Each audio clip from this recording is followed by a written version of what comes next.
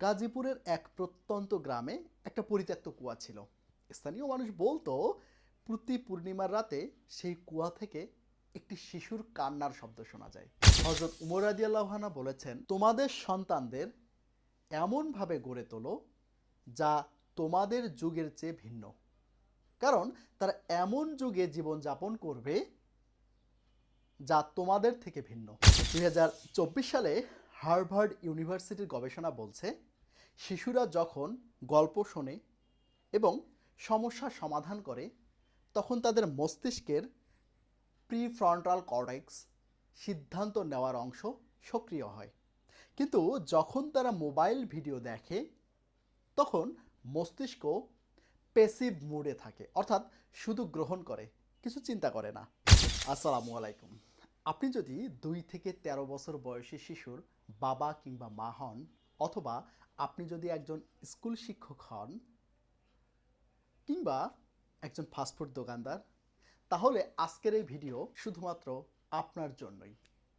আজকের এই ভিডিওতে আমরা জানব আমেরিকান একাডেমি অফ পেডিয়াট্রিক্সের নতুন স্ক্রিন টাইম গাইডলাইন এবং কিভাবে আমরা আমাদের বাচ্চাদের ডিজিটাল আসক্তি থেকে মুক্ত করে তাদের মস্তিষ্কের সঠিক বিকাশ ঘটাতে পারি। আজকের এই ভিডিওতে যা যা থাকছে: একটি রহস্যময় ভূতের গল্প, একটি গল্পের ধাঁধা, একটি গল্পের আইকিউ টেস্ট এবং একটি গল্পের ম্যাথ।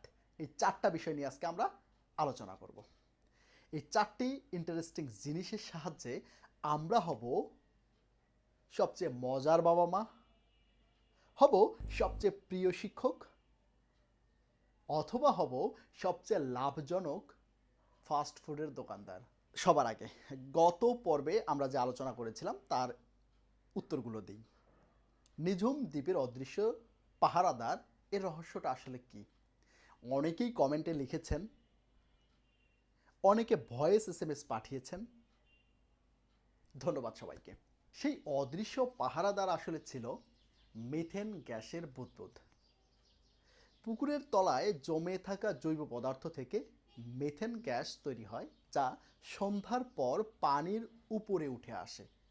এই গ্যাস অক্সিজেন কমিয়ে দেয় বলে শব্দ সঠিকভাবে ছড়ায় না, তাই সব কিছু মনে হয় একদম নিস্তব্ধ। আর সেই সাদা হাত, সেটা ছিল জলজ গাছের শিকড়, যা পানির উপর ভেসে উঠেছিল। কুয়াশা ছিল পানির বাষ্প আর ঠান্ডা বাতাসের মিশ্রণ। দেখুন, ভূতের গল্পের আড়ালে আসলে কত বিজ্ঞান লুকিয়ে আছে। এবার আসি আজকের মূল আলোচনায়। আমেরিকান একাডেমি অফ পেডিয়াট্রিক্স 2025 সালে নতুন গাইডলাইন জারি করেছে। সেগুলো কি? 2 বছরের কম বয়সী বাচ্চাদের স্ক্রিন একেবারেই নয়, যদি ভিডিও কলে কথা বলে সেটা ভিন্ন ব্যাপার। 2 থেকে 5 বছর বয়সী বাচ্চারা সর্বোচ্চ দিনে 1 ঘন্টা, 6 থেকে 13 বছর বয়সী বাচ্চারা দিনে সর্বোচ্চ 2 ঘন্টা শিক্ষামূলক কাজ বাদে ভিডিও দেখতে পারবে বা ফোন দেখতে পারবে। কিন্তু বাস্তবতা কি? বাংলাদেশের শহর অঞ্চলের 80% শিশু দিনে 4 থেকে 6 ঘন্টা স্ক্রিনের সামনে থাকে। এর ভয়ঙ্কর ফলাফল কি? মস্তিষ্কের ধূসর পদার্থ বা গ্রে ম্যাটার কমে যায়, যা চিন্তা শক্তি ও সঠিক সিদ্ধান্ত নেওয়ার ক্ষমতা নিয়ন্ত্রণ করে। 2, ডোপামিন আসক্তি তৈরি হয়, ঠিক যেমন নেশা জাতীয় দ্রব্যে আসক্তি হয়। 3 নম্বর সমস্যা, মনোযোগের সমস্যা, ADHD। বাচ্চা 5 মিনিটের বেশি কোনো কাজে মনোযোগ দিতে পারে না। 4 নাম্বার, ঘুমের সমস্যা, মেলাটোনিন হরমোন ক্ষতিগ্রস্ত হয়। 5 নাম্বার, সামাজিক দক্ষতা কমে যায়, বাচ্চা মানুষের সাথে কথা বলতে লজ্জা পায়। কিন্তু এর সমাধান কি? আমরা তো মোবাইল টিভি ছাড়া বাচ্চাকে ব্যস্ত রাখতে পারি না। এই জায়গায় আসে আমাদের 4টি অস্ত্র। 1, রহস্যময় ভূতের গল্প। 2 হচ্ছে গল্পের আইকিউ টেস্ট। 3, গল্পের ম্যাথ। এবার একটা রহস্যময় ভূতের গল্প শোনাই। গল্পটি হচ্ছে মধ্যরাতে কান্নার শব্দ। গাজীপুরের এক প্রত্যন্ত গ্রামে একটা পরিত্যক্ত কুয়া ছিল। স্থানীয় মানুষ বলতো প্রতি পূর্ণিমার রাতে সেই কুয়া থেকে একটি শিশুর কান্নার শব্দ শোনা যায়। যে কেউ সেই কান্নার শব্দ শুনতে পায়, তার পরদিন খুব বড় একটা দুর্ঘটনা ঘটে। তো গ্রামের এক 11 বছর বয়সী মেয়ে তানিয়া এবং তার ভাই সাদ, 2 ভাই বোন মিলে ঠিক করলো তারা এই রহস্য উদ্ঘাটন করবে। এক পূর্ণিমার রাতে তারা লুকিয়ে লুকিয়ে কুয়ার কাছে গেল। রাতে 12টা বাজতেই সত্যি কান্নার শব্দ শুরু হলো। কিন্তু আশ্চর্য ব্যাপার, শব্দটা কুয়ার ভেতর থেকে আসছে না, আসছে কুয়ার পাশের একটা পাইপ থেকে। আরও অদ্ভুত ব্যাপার, চাঁদের আলোতে তারা দেখলো কুয়ার জলে একটা সাদা হাত নড়ছে। যখন তারা টর্চ জ্বালালো, ঠিক সেই মুহূর্তে সব কিছু বন্ধ হয়ে গেল, সব শব্দ বন্ধ হয়ে গেল। পরদিন সকালে গ্রামের এক বৃদ্ধ বলল, তোমরা যারা গত রাতে কুয়ার কাছে গিয়েছ, আজ তোমাদের সাবধানে থাকতে হবে। এবার বাচ্চাকে জিজ্ঞেস করুন, এই রহস্যের পেছনে বৈজ্ঞানিক ব্যাখ্যা কি হতে পারে? কেন টর্চ জ্বালালেই শব্দ বন্ধ হয়ে গেল? জলের মধ্যে সেই সাদা হাত কিসের ছিল? আপনার বাচ্চার উত্তর কমেন্টে লিখুন অথবা ভয়েস রেকর্ড পাঠিয়ে দিন। পরবর্তী ভিডিওতে আমরা এর বৈজ্ঞানিক ব্যাখ্যা জানব। এই গল্প শুনে বাচ্চার মস্তিষ্কে কি হলো? 1, কল্পনা শক্তি সক্রিয় হলো, সে নিজে নিজে চিন্তা করছে। 2, লজিক্যাল থিঙ্কিং শুরু হলো, সে কারণ খুঁজছে। 3, সমস্যা সমাধানের দক্ষতা তৈরি হলো। 4, বিজ্ঞান মনস্ক হচ্ছে, প্রতিটি ঘটনার পেছনে যুক্তি খুঁজছে। এই যে 15-20 মিনিট বাচ্চারা এই চিন্তা করলো, আলোচনা করলো, এই সময়টা সে মোবাইল স্পর্শ করেনি।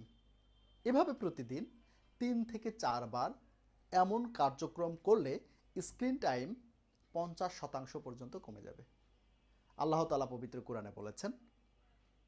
আর তারা কি চিন্তা করে না? সূরা ইউনুস আয়াত 16। মহান আল্লাহ চান আমরা যেন চিন্তা করি, জ্ঞান অর্জন করি। এই গল্পের মাধ্যমে আমরা সেই শিক্ষাটাই দিচ্ছি। এবার আসি মজার ধাঁধা, জাদুকরি আয়না। রাফির বাড়িতে একটা পুরনো আয়না ছিল। সেই আয়নায় সকালে একজন ছোট্ট শিশু দেখা যায়, দুপুরে সেই আয়নায় একজন তরুণ দেখা যায়, আর সন্ধ্যায় আয়নায় একজন বৃদ্ধ মানুষ দেখা যায়। কিন্তু মজার ব্যাপার হলো, আয়নার সামনে দাঁড়ায় সবসময় একই মানুষই দেখা যায়। প্রশ্ন, কিভাবে এটা সম্ভব? এই জাদুকরি আয়নার রহস্য কি? আলো এবং ছায়ার সাথে এর কোনো সম্পর্ক আছে কিনা? এতে করে কি হবে? এতে করে বাচ্চার ক্রিটিক্যাল থিঙ্কিং বাড়বে, সে বিভিন্ন কোণ থেকে চিন্তা করা শিখবে। শ্রদ্ধেয় শিক্ষক, আমরা যদি ক্লাসে ঢুকি প্রথম 5 মিনিট এরকম একটা রহস্যময় গল্প বা ধাঁধা দিয়ে শুরু করি, আমরা দেখতে পাবো শিক্ষার্থীরা সম্পূর্ণ মনোযোগ দিচ্ছে। বাসায় যে তারা মোবাইল দেখেছে সেটার কথা পর্যন্ত ভুলে গেছে, নিজে থেকে শিখতে আগ্রহী হচ্ছে। ক্লাসরুমে জীবন্ততা ফিরে এসেছে। এতে করে কি হবে? এতে করে আপনি বা আমি হব সবচেয়ে প্রিয় শিক্ষক। এবার আমরা বাচ্চাদের দেব একটি আইকিউ টেস্ট, যার 4টি উত্তর আছে। জাদুকরি নৌকা। একটি নদীর পাড়ে 3 জন মানুষ দাঁড়িয়ে আছে।